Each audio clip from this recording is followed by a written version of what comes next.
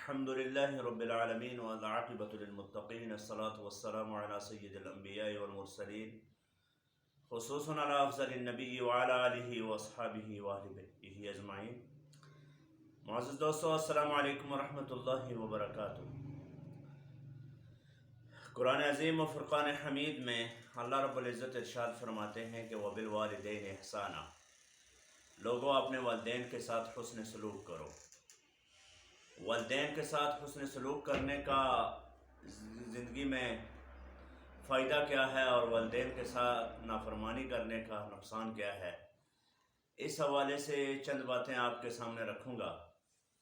نبی مہربان صلی اللہ علیہ وسلم نے اپنی احادیث مبارکہ میں جو والدین کی اہمیت بتائی ہے، اس میں سب سے پہلے جو والدین میں سے کسی ہستی کی اہمیت بتائی ہے وہ ہے ماں.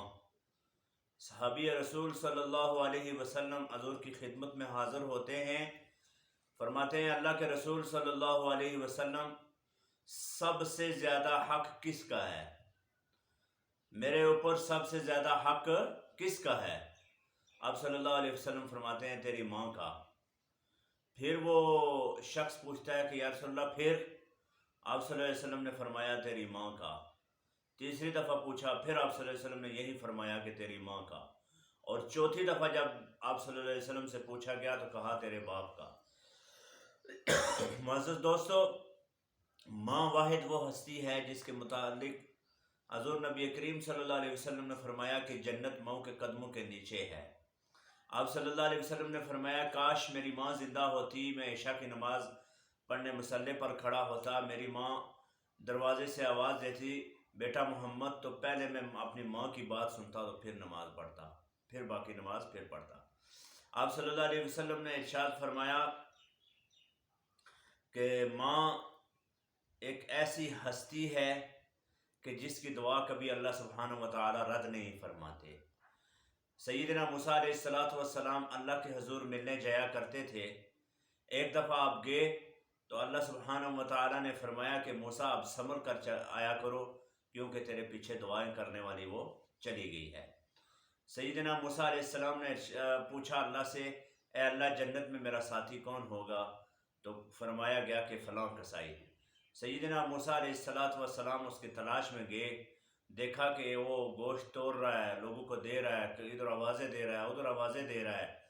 تو انہوں نے دیکھا کہ اس میں تو کوئی خاص بات نہیں ہے، تو یہ میرا ساتھی کیسے بن گیا؟ اس کا یہ سارا حال دیکھنے اس کے گھر چلے گئے. اس کے ساتھ گھر وہ شخص جب پہنچا، اس نے گوشت بھی ساتھ لے کر گیا، چھوٹی چھوٹی بوٹیاں بنائی، اس کو بھونا اور روٹیاں پکائیں، اور ایک بوڑھی خاتون جو چرپائی پر پڑی ہوئی تھی اس کو اٹھایا، اس کا منہ صاف کیا اور اس بوڑھی کو کھلانے لگا. جب اس کا پیٹ بھرا تو وہ بوڑھی گڑگڑانے لگی. سیدنا موسیٰ علیہ السلام نے اس کسائی سے پوچھا یہ کیا کہہ رہی ہے؟ تو اس نے کہا کہ حضور یہ جب اس کا پیٹ بھر جاتا ہے یہ بڑی باتیں کرتی ہے کہ اللہ جنت میں تیرا ساتھی بنائے موسیٰ کو. تو موسیٰ کہاں اور میں کہاں؟ تو وہاں سیدنا موسیٰ علیہ السلام نے فرمایا کہ اللہ نے میرا ساتھی تجھے بنا دیا ہے. سیدنا اویس کرنی رحمۃ اللہ تعالی علیہ کے متعلق حضور نے ارشاد فرمایا تھا حضرت عمر بن خطاب کو اور حضرت علی کو. آپ نے فرمایا کہ علی آپ نے بھی دعا کروانی ہے اور عمر آپ نے بھی دعا کروانی ہے. تو یہ دونوں حضرات جب چلے گئے تو اویس کرنی وہاں بکریاں اونٹ چرا رہے تھے. تو سیدنا عمر بن خطاب نے بھی فرمایا اس سے اور سیدنا علی نے بھی کہ تو نے ماں کی ایسی خدمت کی ہے. ہم نے اللہ کے رسول صلی اللہ علیہ وسلم سے سنا ہے کہ اویس کرنی جب بھی ہاتھ اٹھاتا ہے اللہ تعالیٰ اس کے ہاتھوں کو خالی نہیں لوٹاتا. آپ ہمارے لیے دعا کریں. تو میرے دوستو، یہ ماں کی خدمت کے حوالے سے ہے.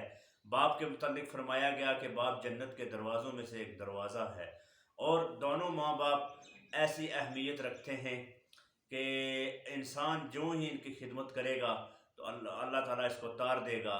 ہم اپنی بخشش کروانے کے لیے، ہم اپنے لیے دعا کروانے کے لیے پیروں فقیروں کے پاس جاتے ہیں.